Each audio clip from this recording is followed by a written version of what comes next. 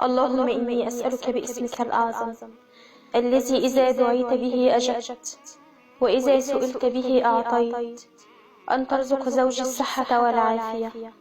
يا رب لقد منحني السعادة يوما فامنحه السعادة ظهرا. يا رب قد فتح لي باب الحب فافتح له أبواب الرحمة. ربي إنك تعلم أن زوجي حبيبي وقرة عيني، فاحفظه لي وبارك في عمره وزدني حبا له. يا رب إن كان يشكو وجعا أو حزنا فكن له عونا وخفف عنه مصائب الحياة، وإن كان يشعر بالفرح والسرور فزده سعادة وسرورا.